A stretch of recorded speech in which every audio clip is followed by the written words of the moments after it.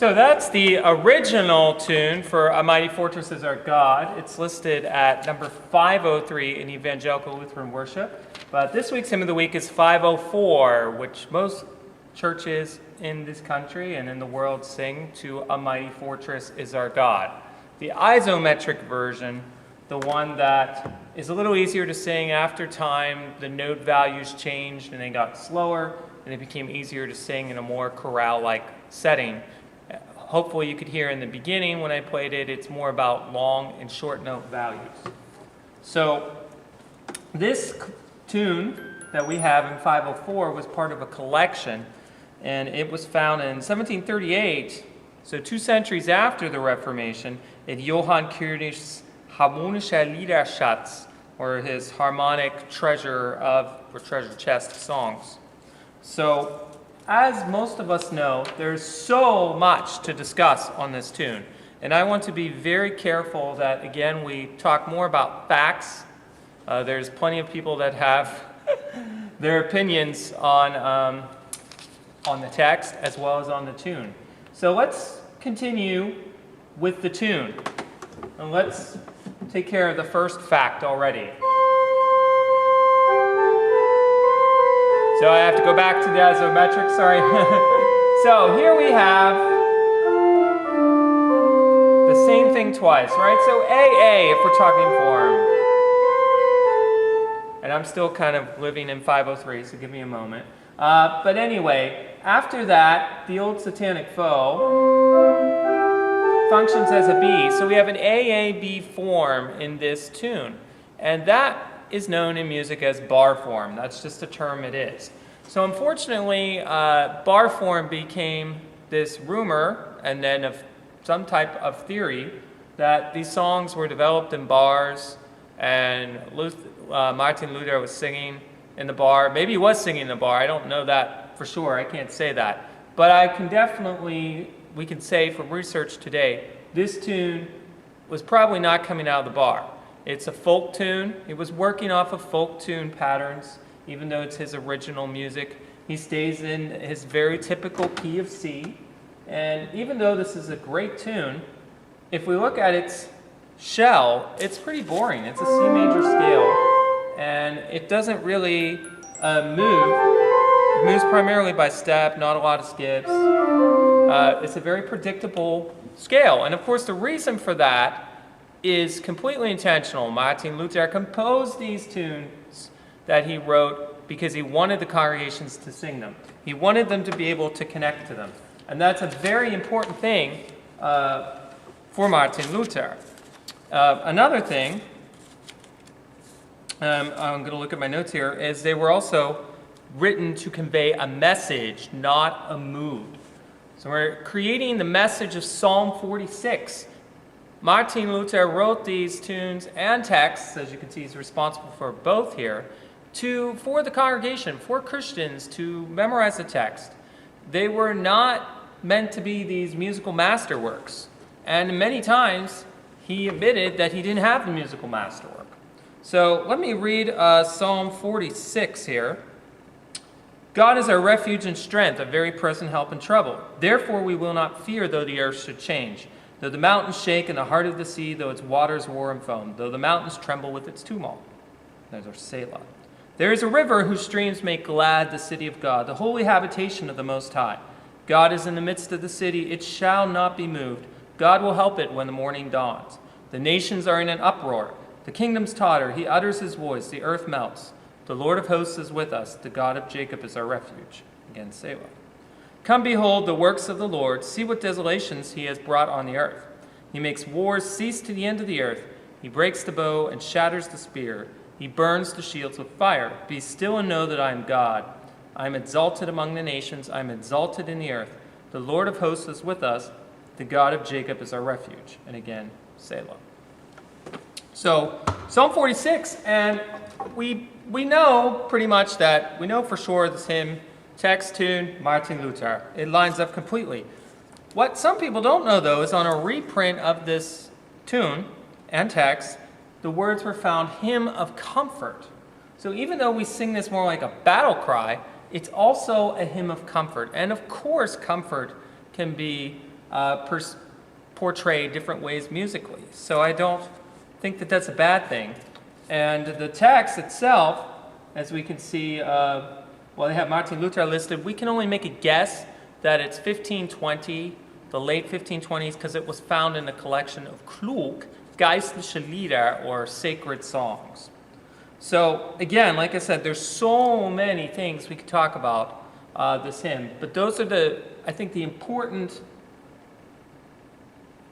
facts that we can link to and remember as we sing this. Now, the other debate that I must mention before we go into this is the text. And it's an ongoing debate. Unfortunately, it has created so many rifts within the Lutheran Church, so I don't want to get into it too much, but it must be said that the text you see here is not the original text. So if you do want to go back and look at the original text, it is definitely changed from what it was in the 1500s to what it is today. And if we look at the book of Evangelical Lutheran Worship that we're using, it says text 1978, Lutheran Book of Worship. And then, of course, at the top it says translated Lutheran Book of Worship. So, unfortunately, we don't even know. I'm sure there's one person out there that knows that committee that was sitting around the table in the 1970s when they were creating this Lutheran Book of Worship, the green hymnal I have here. Because as I look back, they say it was by the churches participating in the Inter-Lutheran Commission on Worship. So Lutheran Church in America, American Lutheran Church, Evangelical Lutheran Church of Canada, and the Lutheran Church Missouri Synod. They were all somehow coming together as a committee, a group of people, and decided to retranslate the text. And that's what we see now. So it's very interesting to see how we've come to agree upon this text. Again, in hymnody, it's not a weird thing to have different texts related to tunes.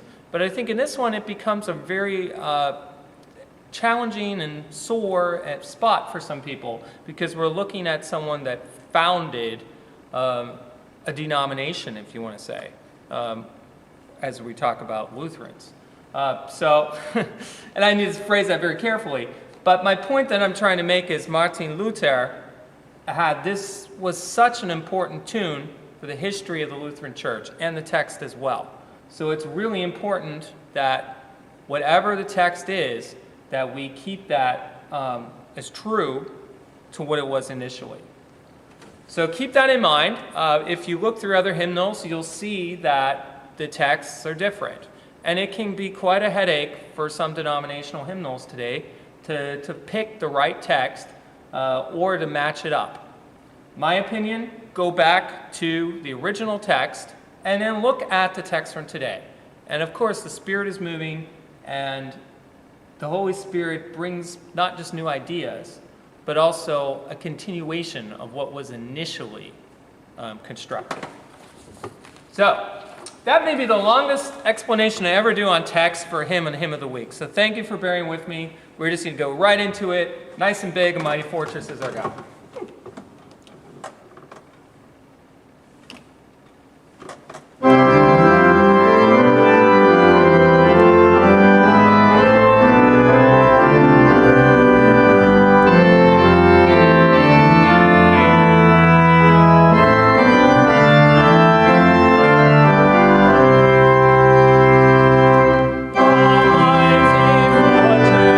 is our God, our